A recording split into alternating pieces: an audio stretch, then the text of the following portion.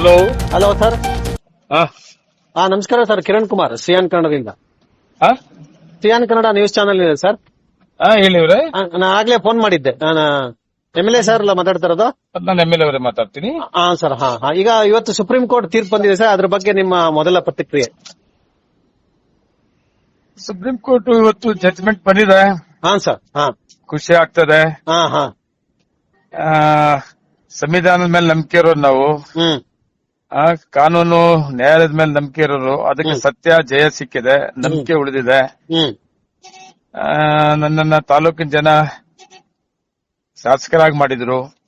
ಆದ್ರೆ ನನ್ನ ಮೇಲೆ ಸ್ವತಂತ್ರ ಅಭ್ಯರ್ಥಿ 2.5 ವರ್ಷ ಮಾನಸಿಕವಾಗಿ ತೊಂದರೆ ಕೊಟ್ರು, ಕೋರ್ಟ್ಗಳಿಗೆ ಅಲಿಸಿದ್ರು.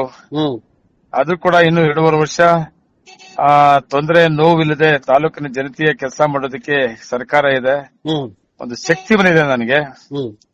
ಆದ್ರೆ ಯಾರು ನಂಗೆ ತೊಂದರೆ ಕೊಟ್ಟರು ಅವ್ರಿಗೆ ಮುಖಭಂಗ ಆಗಿದೆ. ಇಂಥವ್ದು ಯಾರು ಕೂಡ ಮಾಡಬಾರ್ದು. ರಾಜಕಾರಣಿಗಳು ಒಂದು ತೀರ್ಮಾನ ಬಂದಾದ್ಮೇಲೆ ನೆಮ್ಮದಿಯಾಗಿರ್ಬೇಕು. ಮಾಲೂರು ತಾಲೂಕು ಇತಿಹಾಸ ಕೂಡ ಇದಿದೆ. ಸುಮಾರು ಜನ ಸ್ಥಳೀಕರು MLAಗಳಾಗಿ ಗೆಲ್ಲೋದು ಸೋಲೋದು, ಗೆದ್ದವ್ರ ಕೆಲಸ ಮಾಡೋರು, ಸೋತ್ ಮೇಲೆ ಗೆದ್ದಂತವ್ರ ಕೆಲಸ ಮಾಡೋರ್ಗೆ ಅವಕಾಶ ಕೊಟ್ಕೊಂಡು ಅವ್ರ ಪಾಡಕ್ ಅವ್ರು ಇರೋರು. ಆದ್ರೆ ಈ ಹೊಸಕೋಟೆಯಿಂದ ಬಂದಂತ ಮಂಜುನಾಥ್ ಗೌಡರು ಆ ಇತಿಹಾಸವನ್ನ ಬಿಟ್ರು. ಮಾಲೂರು ತಾಲೂಕು ಇತಿಹಾಸವನ್ನ, ಹೊಸಕೋಟೆ ಇತಿಹಾಸವನ್ನ ಮಾಲೂರು ತಾಲೂಕಲ್ಲಿ ಮಾಡಕ್ ಹೋಗಿ MLA ಆದ್ಮೇಲೆ ಸೋತ್ ಮೇಲೆ 2 ಸಾರಿ ಸೋತ್ ಮೇಲೆ ಈಗ 3ನೇ ಸಾರಿ ಸೋತಿದ್ದಾರೆ. ಅವರೇ ಸೋತಿದ್ದಾರೆ. 3ನೇ ಸಾರಿ ಅವರೇ ಮಾಡಿರೋದ್ರಲ್ಲಿ ಅವರೇ ಸೋತಿದ್ದಾರೆ. 3 ಸಾರಿ ಗೆದ್ದಿದ್ದೀನಿ ಅವ್ರ ಮೇಲೆ. ಆದ್ರೆ ಅವರು ವೈಯಕ್ತಿಕವಾಗಿ ತೊಂದರೆ ಕೊಡೋದು, ವೈಯಕ್ತಿಕವಾಗಿ ಮಾತಾಡಂತದ್ದು, ಅನುಮಾನಗಳು ಬೀಳುತ್ತದು, ಇದೆಲ್ಲ ಮಾಡಿ ಇವತ್ತು ಅವ್ರಿಗೆ ಮುಖಭಂಗ ಆಗಿದೆ. ಇವತ್ತು ಸುಪ್ರೀಂ ಕೋರ್ಟ್ ಆದೇಶ ನನಗೆ ತೃಪ್ತಿ ತಂದಿದೆ, ನಂಗೆ ಶಕ್ತಿ ಬಂದಿದೆ. ನನ್ನ ತಾಲೂಕಿನ ಜನತೆ ಕೆಲಸ ಮಾಡೋದಕ್ಕೆ ಇನ್ನೂ ಸ್ವಲ್ಪ ಶಕ್ತಿ ಬಂದಿದೆ. ಈಗ ಸುಪ್ರೀಂ ಕೋರ್ಟ್ ತೀರ್ಪಿಂದ ಒಂದು ಸ್ಪಷ್ಟ ಆಯ್ತು ಸರ್. ಒಂದು, ತಾವು ಪ್ರಾಮಾಣಿಕವಾಗಿ ಗೆದ್ದಿದ್ದೀರಾ ಅಂತ ಒಂದು. ಎರಡನೇದು, ಏನ್ ನಿಮ್ಮ ಮೇಲೆ ಆರೋಪ ಮಾಡ್ತಿದ್ರಲ್ಲ ಮಂಜುನಾಥ್ ಅವ್ರಿಗೆ ಏನು ಎಲೆಕ್ಷನ್ ಅಲ್ಲಿ ಎಣಿಕೆ ತಪ್ಪಾಗಿದೆ ಅಂತ ಹೇಳ್ತಾ ಇದ್ರು.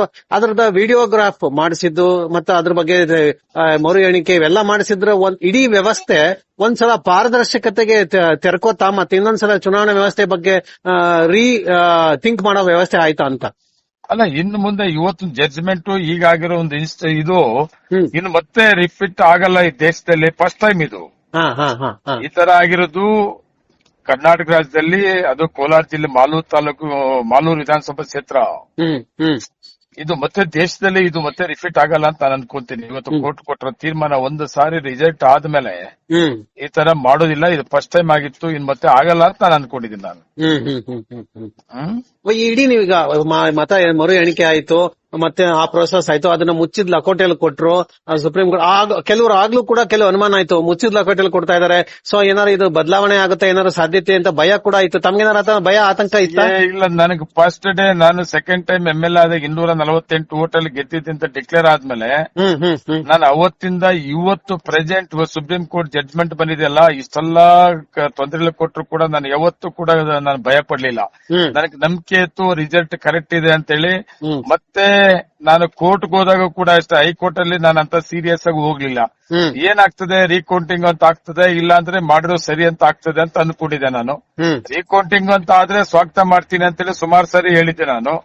ಆದ್ರೆ ಅಸಿಂಧು ಮಾಡಿದ್ರು, ಅಸಿಂಧು ಮತ್ತೆ ರೀಕೌಂಟಿಂಗ್ ಅಂತ ಹೇಳಿದಕ್ಕೆ ಸುಪ್ರೀಂ ಕೋರ್ಟ್ ಹೋಗ್ಬೇಕಾಗಿತ್ತು ನಾನು. ಹೈಕೋರ್ಟ್ ಏನಾದ್ರು ರೀಕೌಂಟಿಂಗ್ ಮಾಡಿ ಅಂತ ಹೇಳಿದ್ರೆ ನಾನು ಸುಪ್ರೀಂ ಕೋರ್ಟ್ ಅಪೀಲ್ ಹೋಗ್ತಾ ಇರ್ಲಿಲ್ಲ.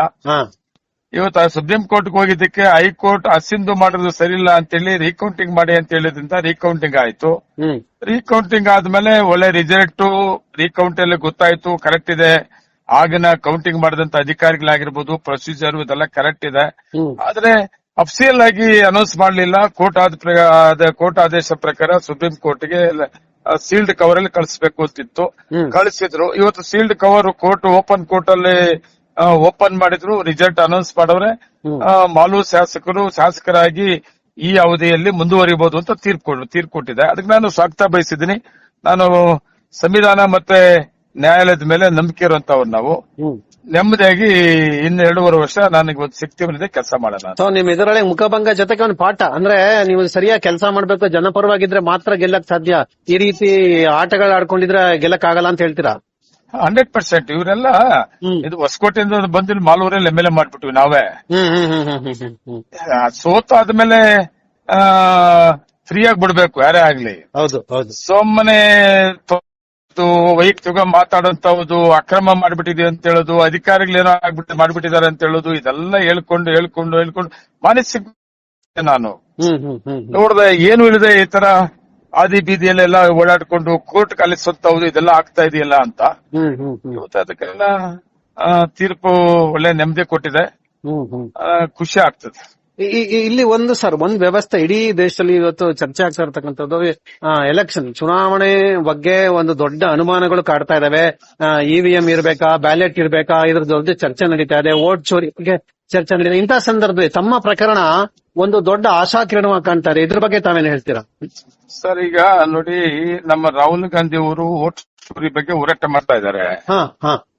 ಆ ಸಂದರ್ಭದಲ್ಲಿ ನಮ್ದು ಈ ತರ ರೀಕೌಂಟಿಂಗ್ ಮಾಡಬೇಕು, ಮಾಡಿರೋದು ಸರಿ ಇಲ್ಲ, ಹಸಿಂದು ಅಂತ ಹೇಳಿ ಆದಾಗ ಹೈಕೋರ್ಟ್ ಆದೇಶ ಬಂದಾಗ ಬಿಜೆಪಿ ನಾಯಕರುಗಳು ಮಾತಾಡ್ತಾ ಇದ್ದಿತ್ತು ಬಿಜೆಪಿ ವೋಟ್ ಚೋರಿ ಅಂತ ಇದ್ರು. ವೋಟ್ ಚೋರಿ ಬಿಜೆಪಿ ಅಲ್ಲ, ಕಾಂಗ್ರೆಸ್ ಅವರೇ ಇದು ಮಾಲೂರು ಅಂತೇಳಿ ಸ್ಟೇಟ್ಮೆಂಟ್ಗಳು ರಾಜ್ಯ ನಾಯಕರುಗಳೆಲ್ಲ ಮಾತಾಡಿದ್ದು ನೋಡಿದೀವಿ. ಒಂದು ದೊಡ್ಡ ಅಸ್ತ್ರವಾಗಿ ಬಳಸಿದ್ರು.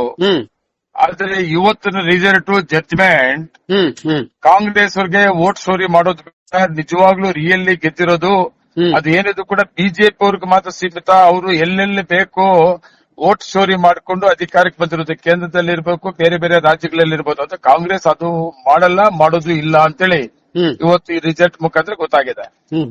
ಸರ್, ಇಲ್ಲಿ ಇನ್ನೊಂದು ಚರ್ಚೆ ನಡೀತು. ತಾವು ತಮ್ಮ ಪ್ರಕರಣ ಬಂದಾಗ ಒಂದು ಪ್ರಮುಖ ಚರ್ಚೆ ಬಂತು, ತಾವು ಗಮನಿಸಿದ್ರೋ ಇಲ್ಲೋ ಗೊತ್ತಿಲ್ಲ. ಏನಂದ್ರೆ EVM ಇರ್ಬೇಕಾ, ಬ್ಯಾಲೆಟ್ ಪೇಪರ್ ಇರ್ಬೇಕಾ ಅಂತ ಅಂದಾಗ ಸೊ ತಮ್ಮ ಪ್ರಕರಣವನ್ನ ಉದಾಹರಣೆ ಕೊಡ್ತಾರೆ ನೋಡಿ. EVM ಇದ್ದಿದ್ರಿಂದ ಮಂಜೇಗೌಡರು ಗೆದ್ರು, ಇಲ್ಲ ಅಂದ್ರೆ ಗೆಲ್ಲಕ್ ಆಗ್ತಿರ್ಲಿಲ್ಲ, ಈ ತರ ಮಾತುಗಳು ಕೇಳಿ ಬರ್ತವೆ. ತಾವು ಇದನ್ನ ಹೇಗೆ ವಿಶ್ಲೇಷಣೆ ಮಾಡ್ತೀರಾ? ಸರ್ ನೋಡಿ, ನನ್ನ ರೀಕೌಂಟಿಂಗ್, ನನ್ನ ಎಲೆಕ್ಷನ್ ಬಗ್ಗೆ ಮಾತಾಡಕ್ ಹೋಗ್ತೀನಿ ನಾನು. ಬೇರೆ ಬೇರೆ ಏನ್ ಮಾಡಬಹುದು ಅಂತ ಮಾಡ್ತಾರೋ ಗೊತ್ತಿಲ್ಲ ನನಗೆ. ನನ್ನ ವಿಷಯಕ್ಕೆ ಬಂದಾಗ VVMಗಳು ಏನ್ ನಾನು ನೋಡಿದೆ ರೀಕೌಂಟಿಂಗ್, ನನಗೆ ಭಯ ಆಯ್ತಿದ್ದು 2.5 ವರ್ಷ ಏನಾಗಿದೆಯೋ ಏನೋ ಅನ್ಕೊಂಡಿದ್ದೆ. ಏನಾಗಿದೆಯೋ ಏನೋ ಅಂತ ಅನ್ಕೊಂಡಿದ್ದೆ. ಯಾಕಂದ್ರೆ ಎಲೆಕ್ಷನ್ ಕಮಿಷನ್ ಒಂದು ರೂಲ್ಸ್ ಇದೆ, 45 ಡೇಸ್ ಆದ್ಮೇಲೆ ಅದನ್ನ ಎರೇಸ್ ಮಾಡ್ಬಿಡ್ತೀವಿ, ಡಿಲೀಟ್ ಮಾಡ್ಬಿಡ್ತೀವಿ, ಈ ತರ ಎಲ್ಲ ಹೇಳ್ತಾ ಇದ್ರು. ಸೊ ಆ ರೀತಿ ಏನು ಆಗಿರ್ಲಿಲ್ಲ. ಅಲ್ಲ, ಅದು ತಕರಾರು ಬಂದಿದ್ರಿಂದ ಅವ್ರು ಏನು ಮಾಡಿರ್ಲಿಲ್ಲ, ಹಂಗೆ ಇಟ್ಟಿದ್ರು. ಅದ್ ಹಂಗೆ ಇಟ್ಟಿದ್ರು. ಆದ್ರೆ ಲಾಂಗ್ ಟೈಮ್ ತಗಂತೂ ಸುಮಾರು 2.5-2.5 ವರ್ಷ. ಆದ್ರೆ ಆದ್ರೂ ಸಹಿತ VVMಗಳು ಆನ್ ಮಾಡಿದ್ರೆ ಫ್ರೆಶ್ ಆಗಿ ಅವತ್ತೇನಿತ್ತೋ ರಿಸಲ್ಟ್ ಸೇಮ್ ರಿಸಲ್ಟ್ ಬಂತು. ಅದರಿಂದ ನನಗೆ VVMಗಳಲ್ಲಿ ನಮ್ಮ ಇದರಲ್ಲಿ ಏನು ಆತರ ಆಗಿಲ್ಲ, ಆದ್ಮೇಲೆ ಅನುಮಾನ ಕೂಡ ಇಲ್ಲ ಸರ್. ಕರೆಕ್ಟ್ ಇದೆ. Yes sir. ಸೊ ಇದೊಂದು ಇಡೀ ದೇಶಕ್ಕೊಂದು ಪಾಠ ಮತ್ತು ಏನು ವೋಟ್ ಚೋರಿ ಬಗ್ಗೆ ಮಾತಾಡ್ತಿದ್ದವ್ರಿಗೆ, EVM ಬಗ್ಗೆ ಮಾತಾಡ್ತಿದ್ದವ್ರಿಗೆ ಒಂದು ದೊಡ್ಡ ಮಾದರಿ ಮತ್ತು ನಿಮ್ಮ ಎದುರಾಳಿಗೂ ಕೂಡ ಒಂದು ಪಾಠ ಅಂತ ಹೇಳ್ತೀರಾ? VVMಗಳು ಮತ್ತು ವೋಟ್ ಚೋರಿ ಮಾಡೋಂತವ್ದು ಎಲ್ಲೆಲ್ಲಿ ಬೇಕೋ ಅಲ್ಲೆಲ್ಲಿ ಬಿಜೆಪಿ ಅವ್ರು ಮಾಡ್ಕೊಂಡಿದ್ದಾರೆ. ಅದ್ರ ಬಗ್ಗೆ ನಮ್ಮ ನಾಯಕರು ಹೋರಾಟ ಕೂಡ ಇದೆ. ಅದು ಕೆಲವು ಪ್ರೂಫ್ಸ್ ಕೂಡ ಜನರಲ್ ಆಗಿ ಚರ್ಚೆ ಆಗ್ತಾ ಇದೆ, ಕೊಡ್ತಾ ಇದ್ದಾರೆ. ಆದ್ರೆ ಮಾಲೂರು ವಿಷಯಕ್ಕೆ ಬಂದಾಗ ಆ ತರ ಆಗಿಲ್ಲ. VVM ಕರೆಕ್ಟ್ ಆಗಿದೆ ಸರ್.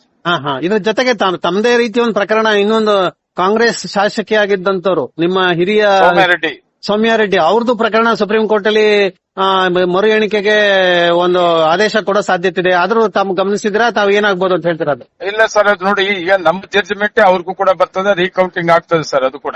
S sir, yes. ಧನ್ಯವಾದ ಸರ್, ಮಾತಾಡಿದ ಧನ್ಯವಾದ. ನಮಸ್ಕಾರ. Thank you sir.